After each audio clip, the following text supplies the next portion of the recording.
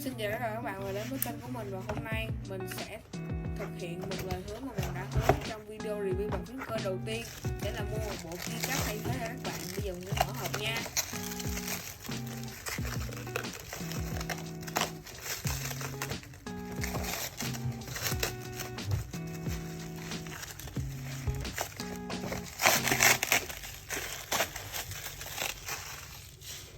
Các bạn thấy chưa?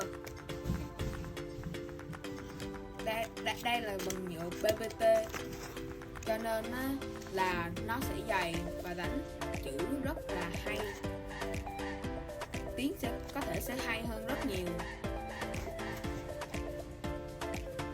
Ở đây mình chọn là tông màu vàng kem, đen và gold nha các bạn. Đây là bằng nhựa PPT cho nên có thể tiếng nó sẽ rất là hay. Về bàn phím cơ Philco là mình đã rất là ấn tượng rồi, nhưng mà keycap của nó chỉ là keycap ABS thôi, cho nên bây giờ mình sẽ quyết định là thay thế nguyên một bộ luôn nha các bạn. Với một phần là do cái profile nó khác nhau nữa, có hai mặt. Đây là bộ keycap dành cho full size, cho nên là những cái keycap mình không cần đến thì mình sẽ cất lại vào hộp nha các bạn. Bây giờ mình sẽ bắt đầu thay, sẽ so sánh cho các bạn xem. Đó, như các bạn đã thấy, cái chất liệu với lại cái chất lượng của nhựa PPT nó rất là dày và nặng hơn nhựa ABS rất nhiều. Thay hết nguyên bộ luôn đúng không? Bây giờ mình sẽ bắt đầu thay, các bạn đợi mình nhé.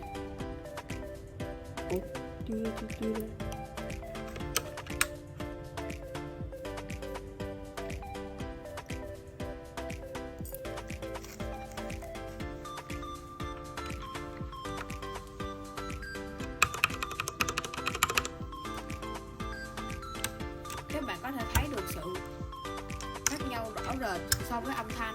Có thể các bạn thấy hơi khó, nhưng mình đã thấy âm thanh nó rất là đầm, rất là hay.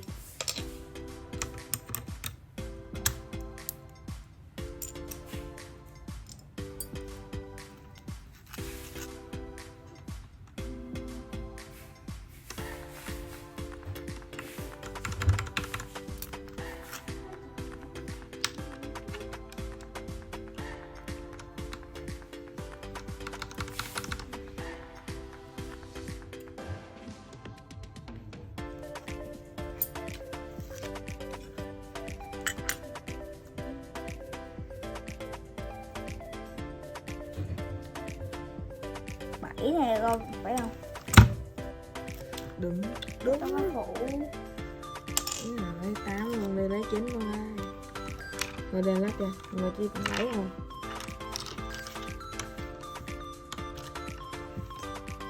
Như các bạn đã thấy, keycap cũ Matcha của mình là nó có độ nghiêng, độ dốc, còn keycap này là không. Đó, các bạn thấy chưa? Mình mới ráp xong mình đã thấy được một sự khác biệt rất là rõ rệt.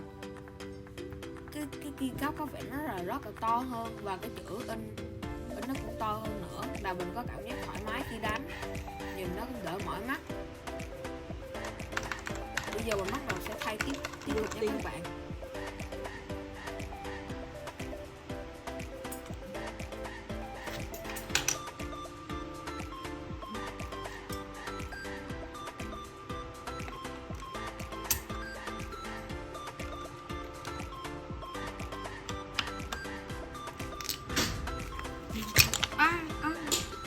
Và đây mình sẽ cho các bạn xem lại một chút xíu về Sweet Cherry MX phiên bản Red. Và ở dưới mình cũng phát hiện thêm một logo của Philco. Và mấy cái phím dài là nó không chỉ có những cái switch thông thường, mà nó có thêm một thanh stab dùng để cố định cái phím. Và đây là thành quả của mình, nhìn nó đẹp hơn rất là nhiều. Mình thấy rất là thích thú cái bàn phím mới.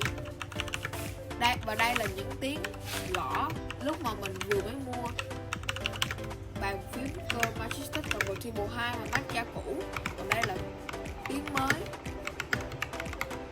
một tấm chiếu mới, âm thanh rất là hay. Video đến đây là kết thúc. Tạm biệt các bạn, bye.